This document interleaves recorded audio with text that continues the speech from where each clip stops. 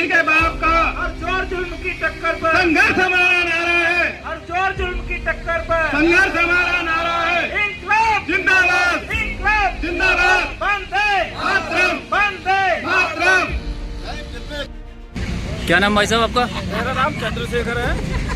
ये आपने जो हड़ताल है किस विषय में लेकर है? ये हमारी 9 सूत्रीय मांगों को लेकर है और हमारा ये जॉइंट फोरम बना है। हमारी 9 यूनियन है बड़ौदा यूपी बैंक में, सभी एक मंच पे आ गई हैं, एक बैनर तले।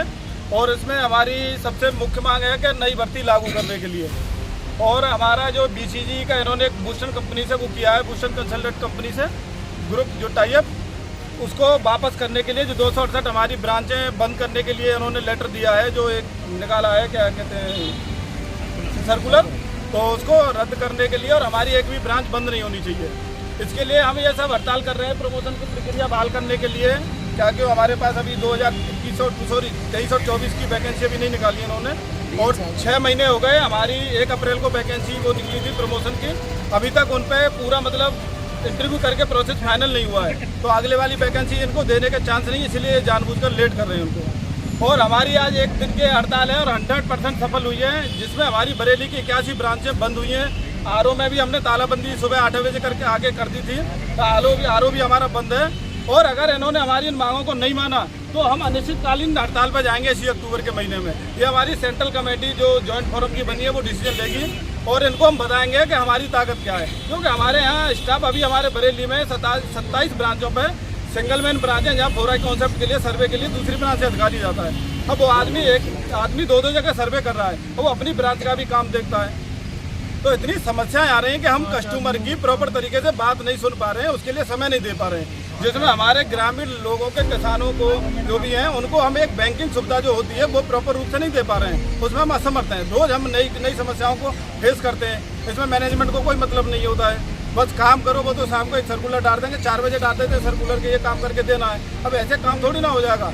तो ये हमें स्टाफ अगर नहीं होगा हमारे पास भर्ती, तो हम प्रॉपर तरीके से बैंकिंग नहीं कर पाएंगे।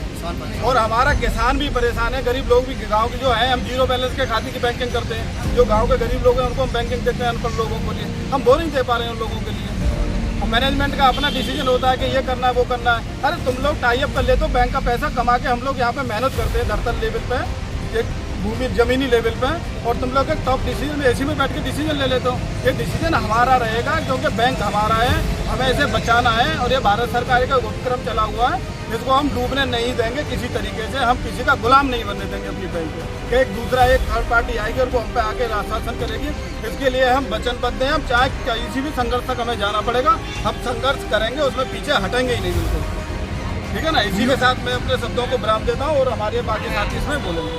बताइए।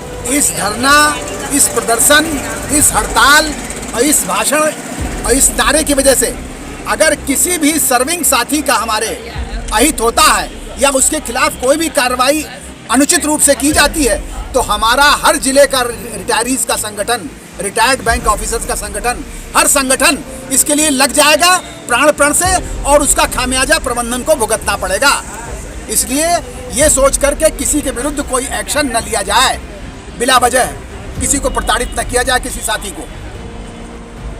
ये